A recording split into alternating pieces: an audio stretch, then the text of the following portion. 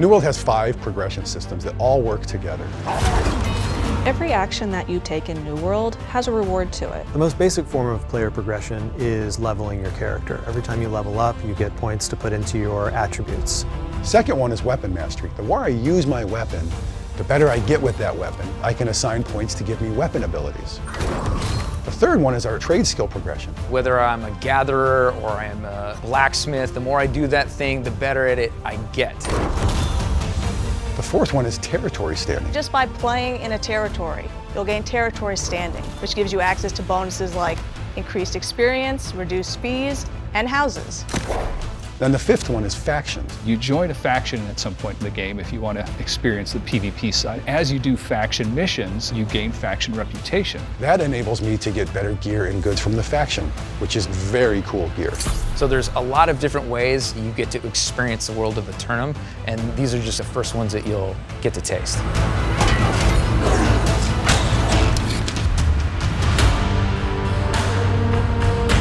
We really wanted to have a deep crafting system in New World. Everything in the game supports it in one way or another. As you craft in New World, you become stronger and stronger in crafting. And when it comes time to craft a sword, you're going to start out just being happy to get something slightly better than the basic sword. One of the things you eventually can do is add perks to the weapons. And those different reagents come from the different gathering skills. So expert gatherers will be a source of these rare resources that craftsmen need to craft these special perks onto their items. These bonuses can range from increased damage, reduced weight, or even imbuing the weapon with elemental power. There are several ingredients that you can use that sort of push the direction of like what perks you're going to roll. Later on, perks are going to be things like the sword deals extra fire damage and actually is emitting fire as you wield it. Weapons can also have gem slots, and you can take gems that you find out in the world and slot them into the weapon to add even more additional effects. Crafting weapons and armor gives you an outlet to where if I'm not finding drops, but I do discover a recipe, I can try to craft items that really suit my playstyle and are very unique. Between perks, gems, and the crafting skill families, you have massive amounts of control over your crafts. Depending on the time you want to spend in it, you can become the best craftsman on the server.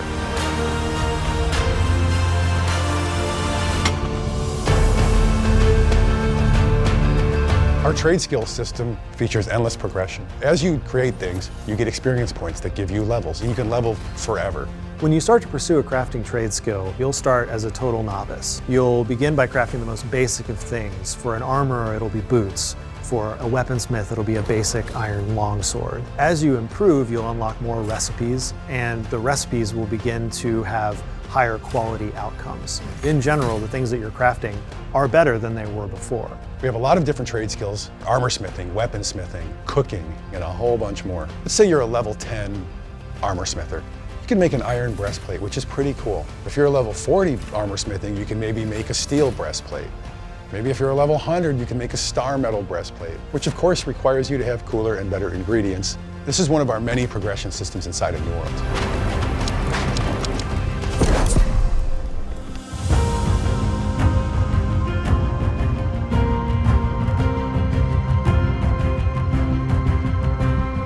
Working on New World has been a crazy experience. I want players to fall in love with the art and the places that we've established.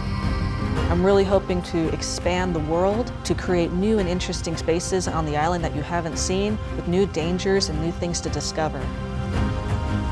I hope people really enjoy the combat system, and I want people to experiment with it, create your own specializations, your own play styles. Every type of player can find something that they enjoy doing, whether they want to be a crafter, or an explorer, or a war hero. We think of the launch day for New World as day one. We plan to work with and listen to the players and just keep growing and growing the game. There's so much to do in the world, but we want to continue adding more and more. We just cannot wait to get everyone in the world playing the game.